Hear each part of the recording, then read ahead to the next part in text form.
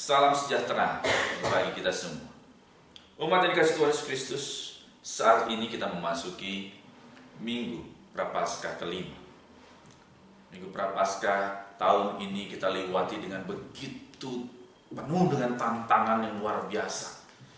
Tidak hanya orang Indonesia, akan tetapi seluruh dunia mengalami hal yang sama terkait dengan COVID-19 ini. Oleh sebab itu, kita bersama akan melihat bagaimana sapaan firman Tuhan dalam rangka memberikan kekuatan untuk kita menghadapi hari-hari pemberian Tuhan saat ini. Tema kita pada kesempatan hari ini adalah percaya Allah yang membangkitkan. Umat yang dikasihi Tuhan Yesus Kristus, penderitaan dialami oleh setiap orang tanpa terkecuali. Hal inilah yang kita rasakan. Oleh sebab itu, saat kita menghadapi pergumulan mengenai virus corona ini, orang mengatakan bahwa dunia serasa terhenti. Mengapa demikian? Ya, karena banyak aktivitas harus terhenti, dan tidak hanya itu saja. Kalau kita lihat, ratusan bahkan ribuan korban jiwa melayang karena virus ini. Penderitaan yang begitu amat sangat tidak hanya membuat kita menjadi khawatir, akan tetapi kita menjadi takut, kita menjadi putus asa dalam menghadapi hari-hari pemberian Tuhan. Bacaan firman Tuhan kita di Minggu Prapaskah kelima ini mengingatkan kita. Inilah juga yang sedang dihadapi oleh umat. Bagaimana kesaksian Yehezkiel dari bacaan kita. Yehezkiel pasal ke-37. Umat saat itu berada di dalam pembuangan. Karena hal itu mereka merasa bahwa kehidupan mereka sudah akan hancur. Mereka tidak akan ada harapan dalam kehidupan mereka. Sehingga ayat 11 diungkapkan di situ. Tulang-tulang kami sudah menjadi kering dan pengharapan kami sudah lenyap. Inilah yang dirasakan oleh umat. Meskipun mereka adalah umat pilihan Tuhan, akan tetapi dalam pembuangan itu mereka begitu tertekan. Dan inilah juga yang kita hadapi saat ini. Tidak hanya sebatas virus, akan tetapi ketakutan jugalah yang akhirnya menyebabkan kita melupakan orang lain. Yehezkiel datang untuk memberikan kekuatan kepada umat, untuk memberikan pengharapan kepada umat bahwa Allah tetap hadir. Oleh sebab itu sapaan dari Yehezkiel, kalau kita lihat di dalam ayat 12 sampai dengan 14, umat diajak untuk bertobat. Dan tidak hanya itu saja, umat saat itu diajak untuk memiliki pengharapan bersama dengan Tuhan. Sehingga pada saat umat memiliki pengharapan dan juga umat mau bertobat kepada Tuhan, taat kepada Allah, penderitaan dilihat bukan hanya kepada hal yang mendukakan, akan tetapi ada kasih Allah di setiap penderitaan, ada kasih penyertaan Tuhan di setiap pergumulan kehidupan. Tuhan selalu menyapa, Tuhan selalu menolong umat. Dan tidak hanya itu, Ibu Bapak Saudara yang dikasihi Tuhan Yesus Kristus, hal inilah juga yang dialami saat kita melihat bersama apa yang dirasakan oleh Maria dan Marta di dalam bacaan Injil kita hari ini.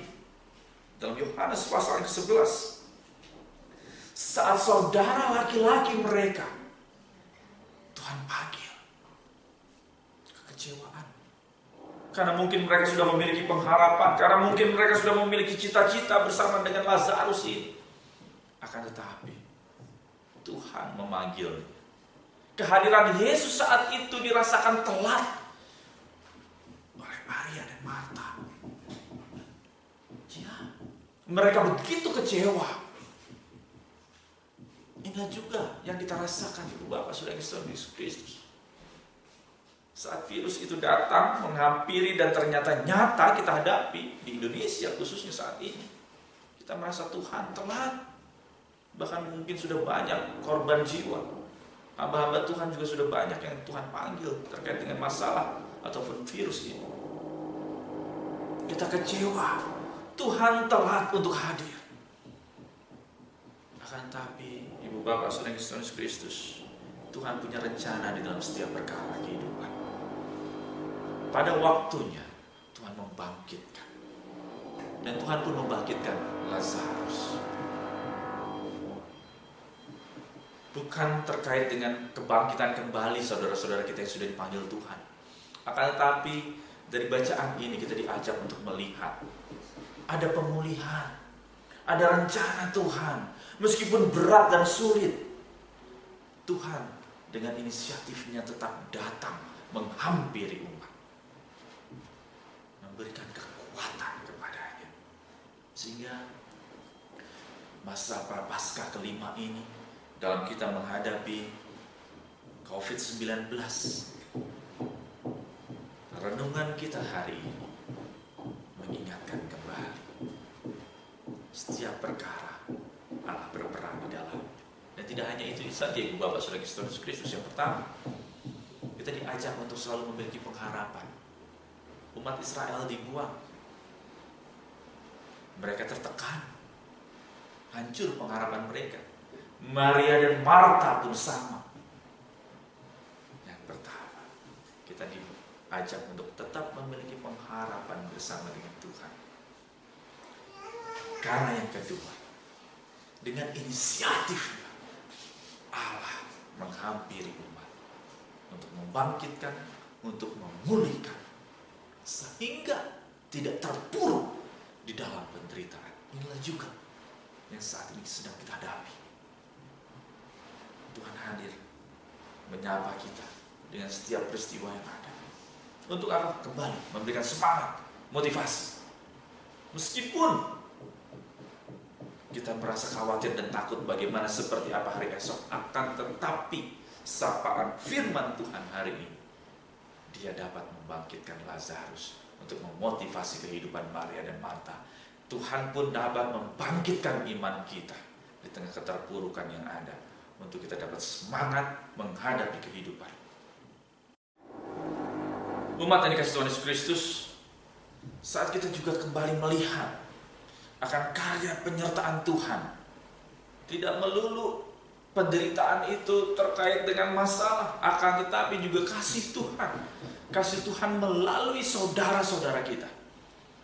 Kasih Tuhan melalui para medis, dokter, perawat, dan semua relawan yang ikut ambil bagian dalam rangka menolong kita, menolong para korban. Disinilah Ibu Bapak Saudara Yesus Kristus, kita dapat melihat kasih Allah melalui banyak orang dapat membukakan hati, sehingga banyak orang yang dapat diselamatkan. Tuhan memampukan kita di tengah penderitaan yang saat ini sedang kita hadapi. Allah menyertai kita.